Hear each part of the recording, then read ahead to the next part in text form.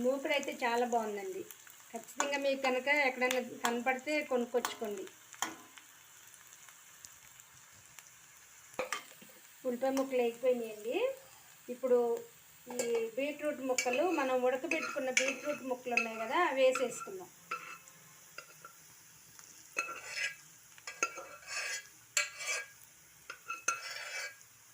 వేసేసుకుని ఒక్క నిమిషం కలుపుకుందాం.